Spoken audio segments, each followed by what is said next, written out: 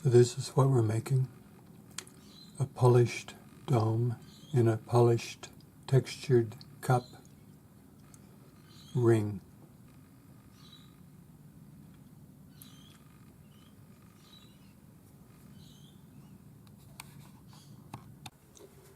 I have two annealed discs, one 19 millimeters diameter, one 13 millimeters diameter. So I'm going to pattern the big one just by putting it on my steel block and using my jeweler's hammer. So I'm just going to make a radiating pattern.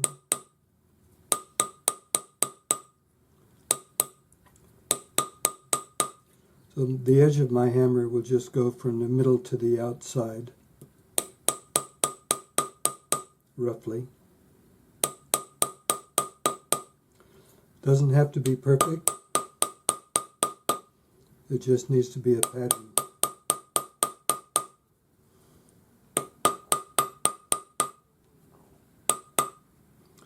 And you can see that it's a little bit of a starburst, a little bit of a crosshatch. It doesn't really matter. Now I'm going to make this into a cup, and I'm going to make the small one into a dome. Now I don't need a really deep cup, so I'm going to use a large depression in my block, and I'm going to use a nylon dapping punch because I don't want to erase my pattern. So pattern up on this one.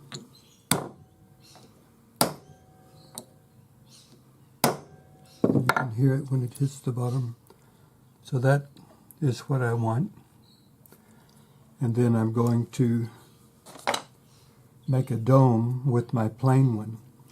So what I want is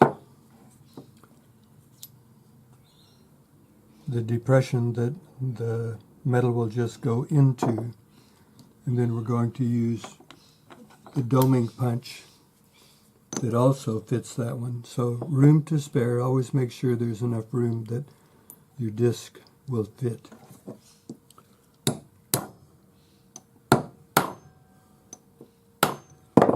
And once again, I don't need a really big dome, so this will do just one time in the doming block.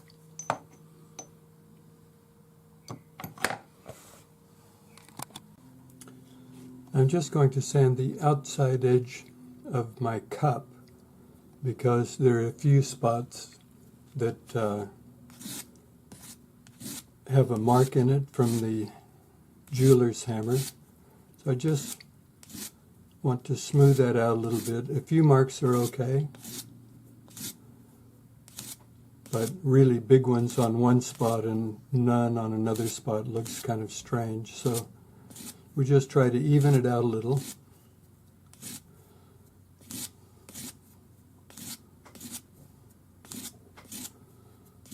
I'm pretty happy with that. Now I'm going to sand the top edge of this domed bit just by putting the sandpaper on the bench and rubbing that, because I'm going to solder this on the inside of this, and I want a really good fit. So just a piece of masking tape so that you can hold this without sanding your fingertips, and sand it back until you can see a nice dull edge all the way around.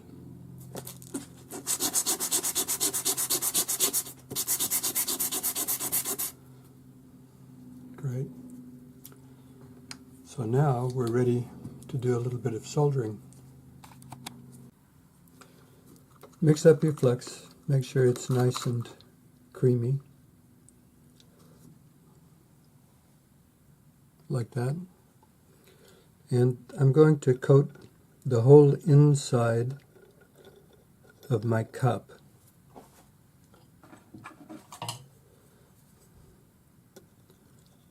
And this is just to prevent fire scale more than anything else. That, and to keep it clean so that it'll solder easily.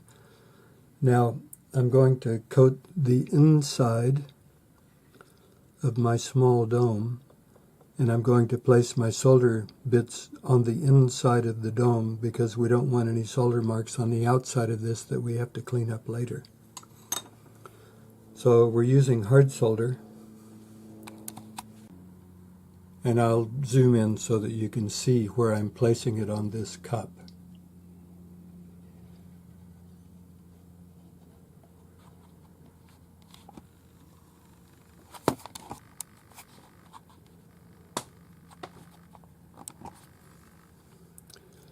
Now these chips are 1.5 millimeters long.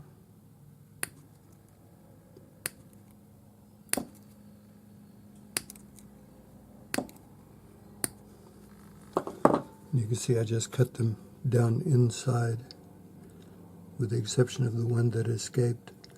So I'm just going to bring these up to the edge.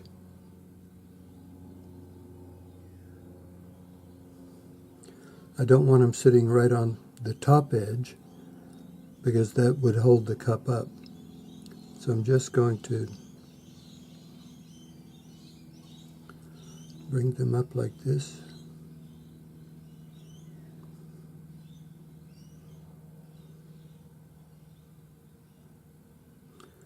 So we want it right up to the edge because when we heat it, we want this to flow out.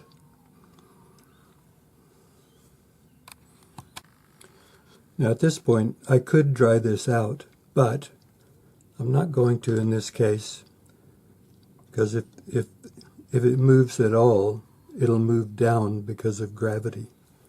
So I'm just going to place that in my cup. So push it around, make sure that it's right in the middle. So you can see where I placed it in the cup.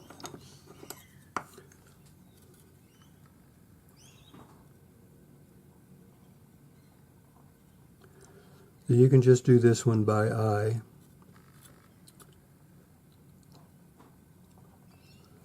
And now we're going to solder this. So I have this sitting on a screen on my tripod, and we're just going to heat from underneath.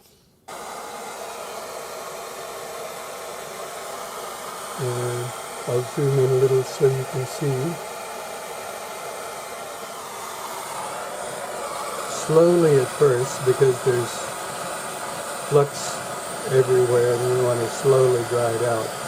Now I haven't put a hole in this for the pressure to escape because I'm not going to quench it in water afterwards so that it'll suck water inside. I'm going to wait until I'm completely finished, and then I'll let it air cool, and then we'll pickle it. So this is dry, and I'm just going to move up a little bit, and I'm circling the bottom. And when this comes up to soldering temperature, the solder will form a nice little line all the way around the outside of the cup, like that. And we just stop. And because we didn't place any of the solder on the outside, now we have this really nice line that's soldered, that's no cleanup, and that's the idea, no cleanup. So we'll just let this air cool, and then we'll make a ring shank for it. The easy way to make the ring shank is get the inside diameter of your ring. You can use an existing ring or a ring sizer. Add the height of the metal, or the thickness, however you want to call it, the part that goes from your finger up. Add that, multiply by 3.14. That will give you the length for a round ring. Now, what I would do would be to go ahead, round it up, make the ring, and then cut out a little section in the middle where we're going to solder it on to this, because it's not a flat base. we're going to have to make it slightly shorter, and I want to make it into a U. So go ahead and cut this to length, and then we'll just wrap it around a ring mandrel and sit this on and measure it by eye. For this shank, it doesn't really matter how you cut it, but I'm always quite happy to saw because it leaves me a fairly flat end that I won't have to work much later. Anneal your ring shank. If it isn't annealed, you need to be able to bend it. So we're just going to bring this up to a dull red.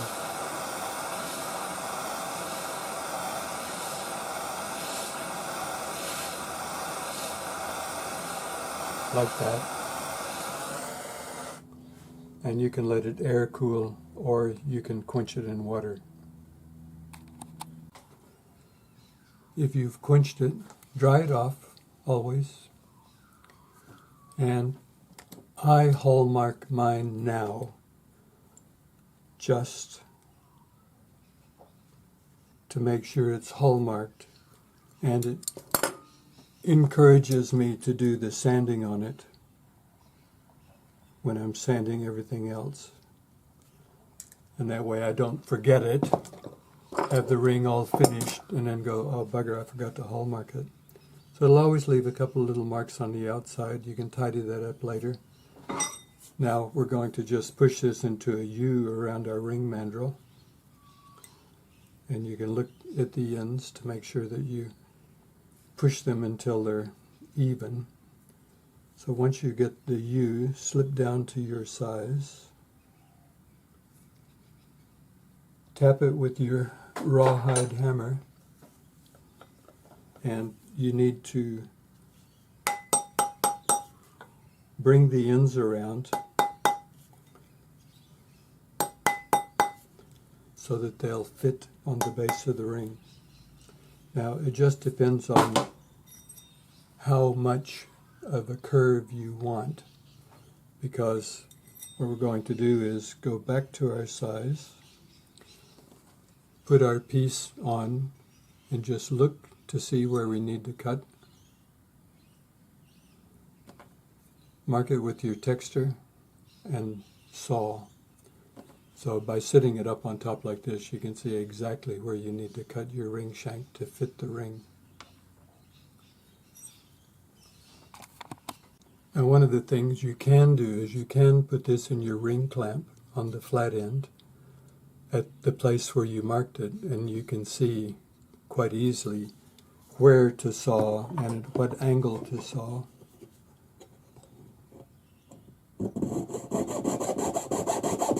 And then you'll be able to file straight away without doing anything else.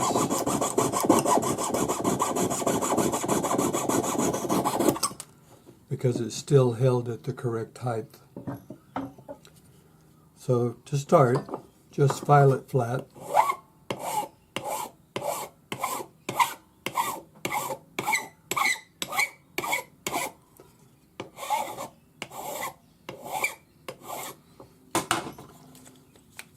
And if you do it correctly, you'll be able to just sit it up on your bench, and it'll hold itself up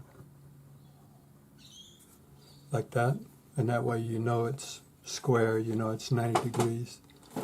Now we can have a look at our ring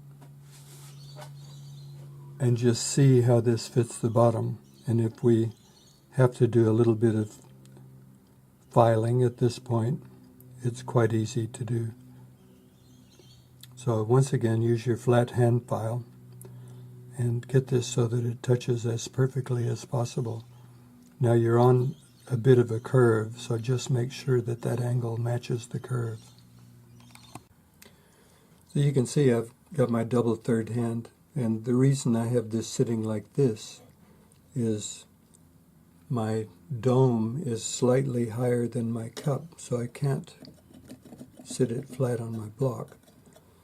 But if I sit it on here, this will support the cup, and the inside will support the dome, so it won't move. It doesn't really matter how you do it, as long as where you're soldering, it's touching and it's a nice join.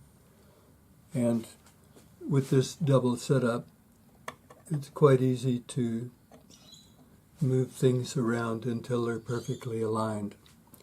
So once we get it perfectly aligned, centered, the right height, then we'll solder.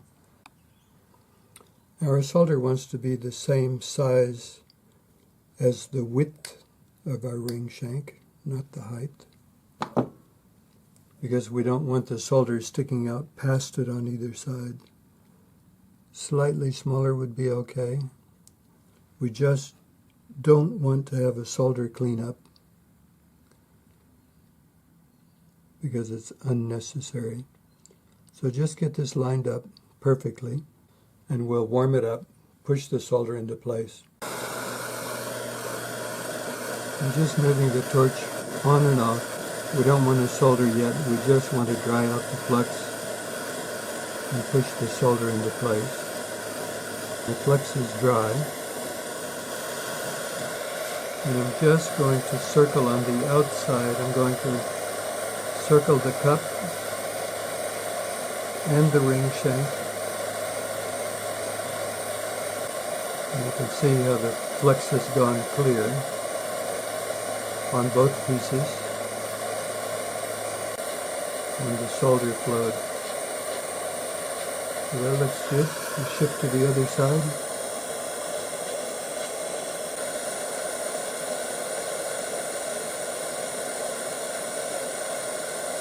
And the solder flowed. Let this cool to room temperature. I'm just holding it in my tweezers because it's still hot, but you can see that we have a nice clean solder line on the inside that doesn't need to be tidied up. And we have a nice clean solder line on the inside that doesn't need to be tidied up. So after this cools, we'll put it in the pickle to get the oxides off, and then we'll tumble it to polish it. And we don't want to polish this on a wheel and eliminate our pattern. So this one will need to be tumbled. So after you finish soldering, put the cap back on your flux, rinse out your flux brush. That way it will maintain its shape. So the next time you pick it up, it'll be a nice shape, it'll be clean and ready to use.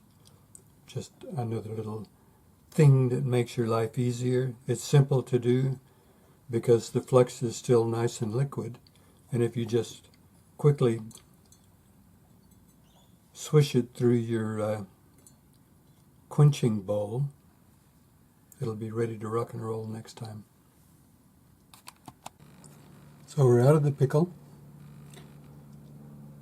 and look at your solder joins, if they're wonderful, and they should be. You can either leave this the way it is with the satin finish. You could lightly brush it with steel wool, the same kind of finish basically, or you can put it in the tumbler, and I'm going to put it in the tumbler for an hour with a sorted shot, and then I'll show you what it looks like. So I'm out of the tumbler, and that's polished dome in a polished textured cup ring. I'm happy with it.